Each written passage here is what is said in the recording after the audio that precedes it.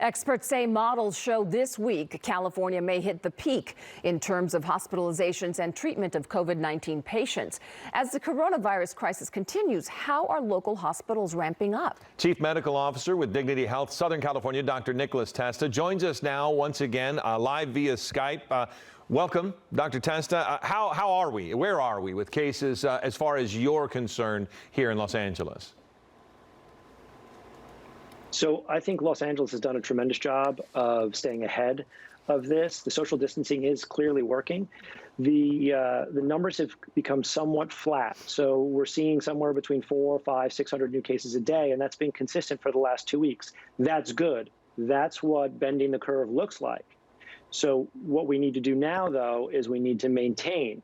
Because what we're seeing in our hospitals is, for the most part, the number of patients that are coming in sick are equaling the number of patients that are leaving. So we're in some sort of steady state right now. So do you consider that evidence that we are on our way to sustaining a flattening of the curve? You know, every time I answer these questions, I'll say it like this: yes, for this week. The big curveball to all of this is one real misstep at any point could change everything, right? If everybody decides to get together and have a party and a bunch of people get infected, everything's going to change next week.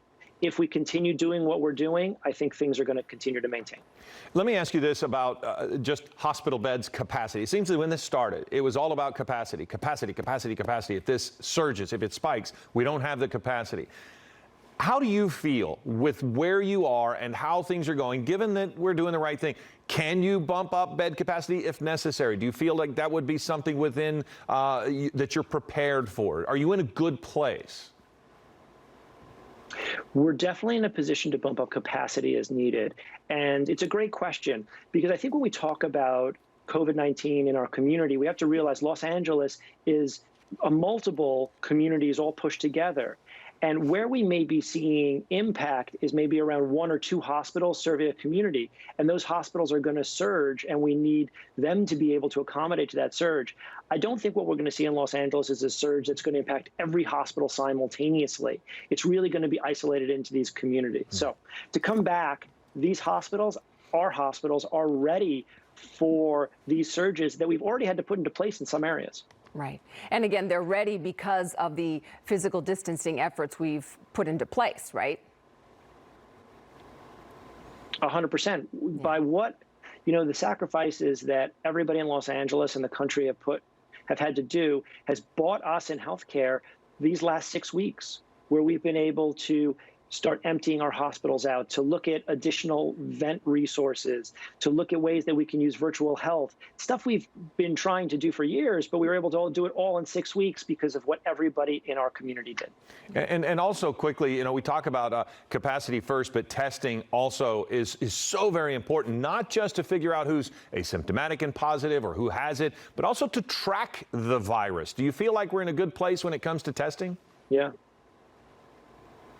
I think we've made a lot of progress towards testing. So the county and the city have really embraced community testing. So I think we have something like 15 drive-through test sites in Los Angeles County. And now a lot of our hospitals have internalized testing, so we're able to more rapidly identify the COVID-positive patients that are hospitalized. Being able to test really allows public health to determine where are the hot spots and what direction is our city going. All right, Dr. Nicholas Testa, thanks again for joining us this morning. A Torrance firefighter.